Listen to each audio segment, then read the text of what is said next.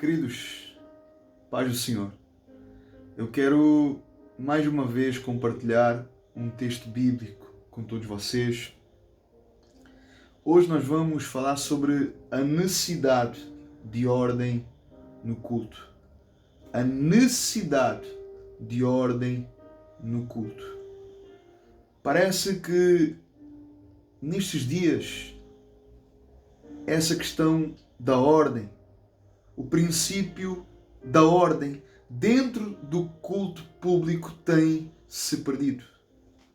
Parece que nestes dias não há mais ordem, mas o que existe é uma grande desordem dentro do culto público, dentro na reunião pública, ou seja, dentro do momento onde a igreja, o corpo de Cristo, passa então a celebrar, a cultuar e a adorar a Deus. E esse momento ele não pode ser como nós queremos, como nós pensamos, como nós achamos. Mas esse momento do culto, ele tem um procedimento. Ele tem os seus regulamentos, ele tem os seus elementos que são vitais para que esse culto, para que essa reunião, ela seja bíblica. E por isso nós precisamos olhar para as Escrituras e aprender como deve ser então o princípio regulador do culto. Como deve ser então o culto público. Quais os elementos importantes e fundamentais dentro do culto. Nós precisamos compreender qual deve ser a nossa postura diante do culto. Então eu quero chamar a nossa atenção para a primeira carta de Paulo aos Coríntios, do capítulo 14, onde Paulo vai falar sobre a necessidade de ordem no culto. 1 Coríntios, capítulo 14.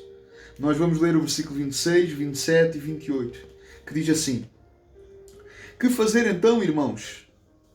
Quando vocês se reúnem, um tem um salmo, outro tem um ensino. Este traz uma revelação. Aquele que fala em línguas e ainda outro faz a interpretação. Que tudo seja feito para edificação. No caso de alguém falar em línguas, que não seja mais do que 2 ou quando muito 3. E isto sucessivamente. E ainda alguém que interprete. Mas não havendo quem interprete, fique calado na igreja, falando consigo mesmo e com Deus. Falando consigo mesmo e com Deus. Então, queridos, parece que, infelizmente, em nossos dias, têm-se perdido os verdadeiros ideais de como deve ser então a ordem no culto. Parece então que, nestes dias, o culto, as reuniões viraram uma confusão, viraram uma desordem, onde o princípio do culto bíblico e da liturgia tem se perdido. Uns gritam, outros rodam, outros ficam falando todo o tempo em línguas. E se nós formos ver, aparentemente tudo isso parece ser bastante espiritual. Mas a pergunta que eu faço é: será isso que as Escrituras nos apresentam como o modelo bíblico para o culto? Será essa então a ordem e a decência que Paulo apresenta na carta de Coríntios? Como então deve ser a ordem do culto segundo as Escrituras? Já que são elas que definem como deve ser o princípio regulador do culto. São as Escrituras que nos apresentam como deve ser então essa reunião pública, como deve ser então a nossa adoração, como deve ser então a nossa vida coletiva como igreja perante Deus. Por isso mesmo, nesta manhã eu quero usar este texto bíblico que nos apresenta um padrão bíblico, um modelo bíblico de como deve ser o culto. E ao mesmo tempo apresenta-nos como de facto Ou seja, as Escrituras apresentam-nos como não deve ser o culto. E ao mesmo tempo apresenta-nos como deve ser o culto, dentro de uma clara organização. E Paulo então aqui apresenta-nos como deve ser essa reunião, esse culto, essa liturgia. Então vejam, este texto ele é extremamente importante para nós como igreja, para nós como povo de Deus, porque nos dá uma amostra clara e prática das diversas atividades que ocorriam quando a igreja primitiva se reunia como corpo de Cristo para adorar e para celebrar o Senhor de forma pública e de forma coletiva como igreja. Então vejam, segundo Paulo, esse culto incluía um salmo ou um hino. Esse culto tinha ensino, tinha revelação, tinha línguas, mas também tinha que ter as suas devidas interpretações. Então vejam, esta era a ordem, até para evitar discórdia e confusão.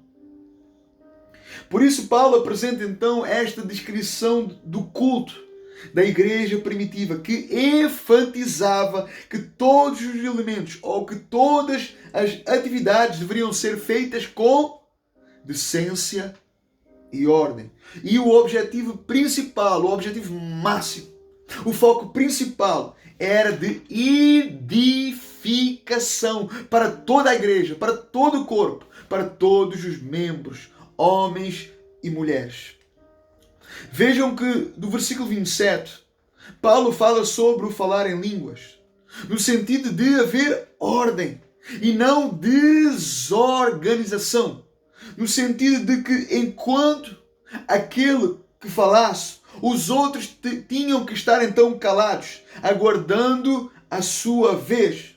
Porém, era realmente importante que houvesse interpretação, porque o versículo 28 deixa bem claro que não havendo interpretação, então aquele que está falando em línguas deveria ficar calado na igreja.